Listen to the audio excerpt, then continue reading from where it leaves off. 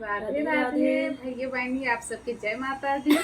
कैसे हदगन सब जने कमेंट में जरूर बताओ जाए। आज हम आप सबके बीच में जौन है दो लाइन बहुत छोटा सा बहुत प्यारा सा जौन चोर आई गए हैं, सबको नींद हराम कर दी हैं। गांव में सब भरपूर नींद ना ले पावत बा, उन्हीं चोरन के ऊपर दो लाइन ले के आई है। वीडियो को फुल वॉच कर जाया, कैसन लाग कमेंट में जरूर बतावत जाया।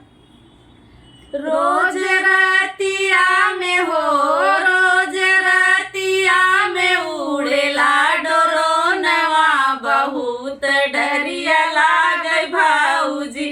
रोज रातिया में हो, रोज रातिया में उड़ेला डोरोनवा, बहुत डरिया लागे भाऊजी। मोदी योगी सरकार उनकर शासन बा बेकार, मोदी योगी सरकार उनकर शासन बा बेकार। कहवा सोई गए हो, कहवा सोई गए, पुलिस प्रशासन पकड़ी नहीं पावे भाऊजी।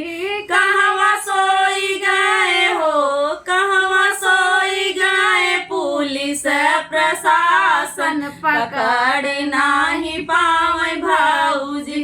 रोज रातिया में हो, रोज रातिया में उड़ेला डोरोनवा, बहुत डरिया लागे भाऊजी। रोज रातिया में हो, रोज रातिया में उड़ेला डोरोनवा, बहुत डरिया लागे भाऊजी।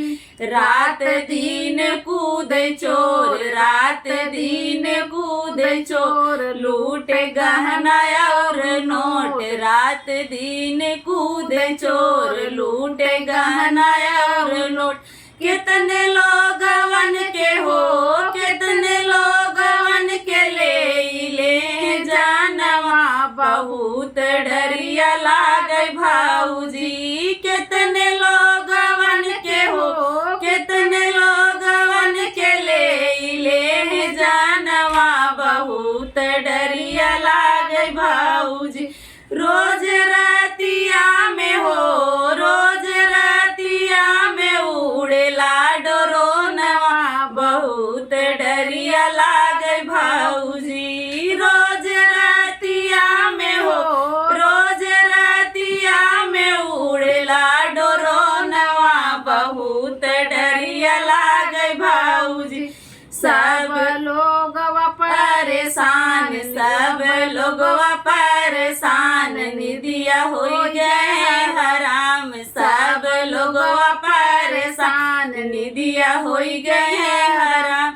कहाँ से आई गए हो, कहाँ से आई गईले हो, ऐसन दुश्मनवा, बहुत डरिया लागे भाऊजी। कहाँ से